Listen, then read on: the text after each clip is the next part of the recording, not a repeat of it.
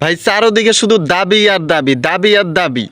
ভাই রিক্সাওয়ালারা পর্যন্ত নেমে পড়ছে, ভাই রিক্সাওয়ালাদের দাবি মানতে হবে, ঠিক আছে ভালো। কিন্তু ভাই রিক্সাওয়ালাদের 10 দফা দাবি দেখলে মনে হইতেছে ওদের 10 দফা দাবি যদি মেনে নেওয়া হয় তাহলে সরকারি চাকরি যারা করে তারাও মনে হয় সরকারি চাকরি বাদ দিয়ে রিক্সাওয়ালাতে যোগ দিবে। কারণ ওদের 10 দফা দাবিগুলো যদি তুলে ধরা হয়, ভাই শুনেন একটু ওদের 10 দফা দাবিগুলো কি কি। ওদের 10 দফা দাবির মধ্যে 1 নম্বর দাবি হচ্ছে স্বৈরাচার শেখ হাসিনা সরকার পতন আন্দোলনে শহীদ সকল রিক্সা চালক ও আহতদের তালিকা প্রকাশ করতে হবে। হ্যাঁ ভালো, এটা দাবি ঠিক আছে। এবং তাদের পরিবারকে রাষ্ট্রীয় সহযোগিতার আওতায় আনতে হবে। হ্যাঁ এটা ঠিক আছে ভাই, কেননা তারা যেহেতু দেশের জন্য যুদ্ধ করছে, সেটা রিক্সাওয়ালাই হোক ছাত্র হোক, তারা দেশের জন্য যুদ্ধ করছে, তারা যারা শহীদ হয়েছে তাদেরকে অবশ্যই রাষ্ট্রীয় মর্যাদা দেওয়া উচিত, এটাতে আমি ঠিক আছে সহমত। দ্বিতীয় নাম্বার দাবিতে দেখা যাচ্ছে যুক্তরাষ্ট্রের শ্রম নীতির আদলে বাংলাদেশের রিক্সা চালকদের 1 নম্বর রেখে শ্রমিক হিসেবে ঘোষণা করতে হবে। ভাই এটা রিক্সা চালক যদি 1 নম্বর শ্রমিক হিসেবে ঘোষণা করে, ভাই অন্যান্য শ্রমিকরা কি করবে ভাই? তো ঠিক আছে, তারা যদি ওরকম পরিশ্রম করে ঠিক আছে ভাই, শ্রমিক হইলেই কি তাদেরকে রিক্সা চালাই তো খাইতে হবে। তো 3 নম্বর দাবিতে যাই। 3 নম্বর দাবি হচ্ছে রিক্সা চালকদের স্বাস্থ্যসেবা, ছেলে মেয়েদের লেখাপড়া ও বাসস্থানের ব্যবস্থা করতে হবে।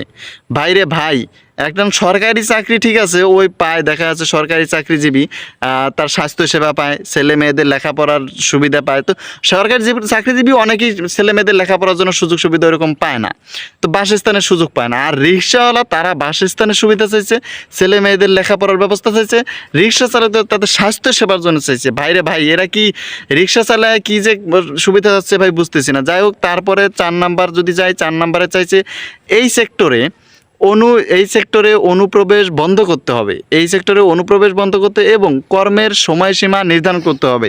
ভাই তাদেরকেও সমস্যা কি, তাদেরকেও মনে করেন সরকারি চাকরির মতো 30 বছরের মধ্যে নিয়োগের ব্যবস্থা করে দেন, তাদের চাকরির বয়স 30 বছর করে দেন, তাহলে ঠিক আছে ওই নিয়ম অনুযায়ী বয়স্ককালে তাদের রিক্সা চালাইতে হবে না, নিয়ম অনুযায়ী তার ছেলে তখন রিক্সা চালাবে, সে বসে বসে খাবে। হ্যাঁ ভালো, নিয়ম করে দেন। তো তারপর 5 নম্বর দাবিটা দেখতেছেন বয়স্ক চালকদের দ্রুত পূর্ণাবাসনের আওতায় আনতে হবে। ও তো ভালো, বয়স্ক হলে যখন তাদেরকে রিটায়ার্ডের ব্যবস্থা করবে, তাদেরকে কিছু পেনশন দিবে, সরকার থেকে তাদেরকে কিছু পেনশন দেওয়া হবে, তারা বসে বসে খাবে। হ্যাঁ ঠিক আছে ভালো। ভাইরে ভাই, এগুলো দাবি শুনলে মাথা নষ্ট।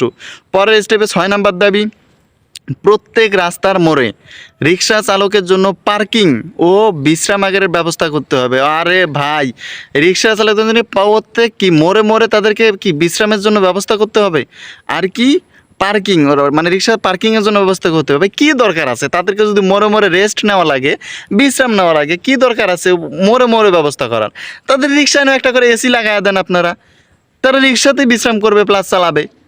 7 নম্বর দাবি দেখেন, 7 নম্বর দাবি হচ্ছে ট্রাফিক পুলিশ দ্বারা শারীরিক নির্যাতন বন্ধ করতে হবে। হ্যাঁ অবশ্যই এটা ঠিক আছে, শারীরিক যদি নির্যাতন করে থাকে এটা বন্ধ করতে হবে, কিন্তু তাদেরকে সব কিছু নিয়মকানুন মেনে চলতে হবে।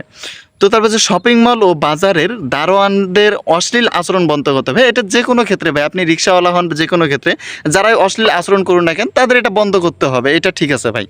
তারপর 8 নম্বর দাবি পুরুষ না হওয়া পর্যন্ত